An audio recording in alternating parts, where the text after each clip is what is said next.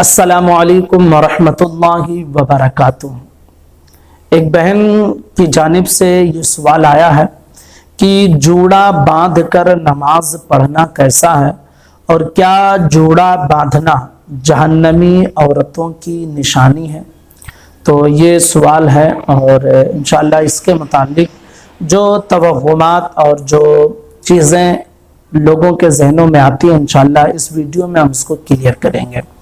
मुस्लिम शरीफ की हदीस मुबारक हज़रत उम्मे सलमा रज़ी अल्लाह ताला अन्हा हुज़ूर सल्लल्लाहु ताला अलैहि वसल्लम की बारगाह में हाजिर होते और अर्ज़ करते, या रसूल अल्लाह अलैहिस्सलातु वस्सलाम, मैं अपने बालों को जो है जोड़ा बांधती हूँ और कस के बांध लेती हूँ, जिसको खोलना दिक्कत होता है, तो क्या मैं ऐसी हालत में वज़ू कर लूँ। तो हुज़ूर सल्लल्लाहु ताला अलैहि वसल्लम ने इरशाद फरमाया कि हाँ, गुस्ल कर लो ऐसी हालत में और उसकी जड़ तक पानी पहुँचा दो, बालों में पानी सरायत कर जाए। तो इस हदीस मुबारका से पेश करने का मतलब ये है कि उम्मुल मोमिनीन हज़रत उम्मे सलमा खुद जोड़ा बांधा करती थी और जोड़ा बांधने में औरतों के बाल बिखरने का अंदेशा कम हो जाता है। तो अब जाहिर सी बात है, नमाज की हालत हो या गैर नमाज की हालत हो, बालों को छुपाना, बालों का पर्दा करना ये औरतों के लिए ज़रूरी है। और अगर उसको जोड़ा ना बांधा जाए, खोल के रखा जाए, तो फिर उसके बिखरने का अंदेशा ज़्यादा हो जाता है। तो जोड़ा बांधने में जब अंदेशा कम हो जाता है तो अब जाहिर सी बात है कि जिस चीज़ से पर्दा हो रहा है और जिस चीज़ की वजह से जो है औरत के बाल छुप रहे हैं, तो उसको जोड़े को बांधना कहाँ से हराम काम हो जाएगा। तो अगर कोई औरत जोड़ा बांध कर नमाज पढ़ती है तो बिलाशुबा उसकी नमाज हो जाएगी, इसमें किसी भी किस्म की कोई दिक्कत और कोई परेशानी की बात नहीं है। दूसरा मसला जो इसके हवाले से राइज है वो ये कि जोड़ा बांधना ये जहन्नमी औरतों की निशानी है। अच्छा, इसमें कुछ लोग ये तावील करते हैं कि पीछे जो जोड़ा बांधते हैं वो बांध कर नमाज पढ़ सकते हैं और आगे जो जोड़ा बांधती हैं वो बांध कर नहीं पढ़ सकते, इस तरह बीच में या आगे। तो ऐसा कोई मसला नहीं है। आगे अगर आप बांधी हैं तब भी नमाज पढ़ सकती हैं, बीच में बांधी हैं तब भी और पीछे बांधी हैं तब भी।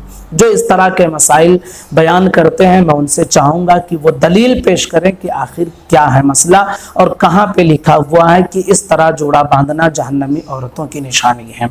दरअसल वो एक रिवायत पेश करते हैं और ये कहते हैं कि हुजूर ने फरमाया कि एक ज़माना आएगा, आखिरी ज़माने में जो है औरतें अपने बालों को ऊँट की कोहान की तरह ऊँचे करेंगे, यानी उस तरह। तो उसकी तावील में ये कहते हैं कि यहाँ बीच में बांधेंगे या आगे बांधेंगे और पीछे वाला उसमें नहीं आता है।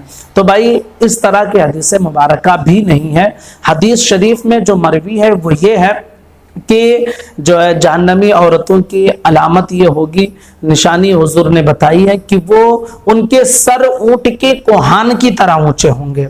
और इसकी तावील और इसकी तशरीह जो उलमाए किराम ने बयान की है वो ये है कि वो बाजारों वगैरह में इस तरह कसरत के साथ जाएंगे कि मर्दों के बीच में उन्हीं के सर नजर आएंगे। तो इस तरह ऊंट के कोहान जिस तरह ऊंचाई पे नजर आते हैं, इस तरह इनके सर भी नजर आएंगे बाजारों वगैरह में।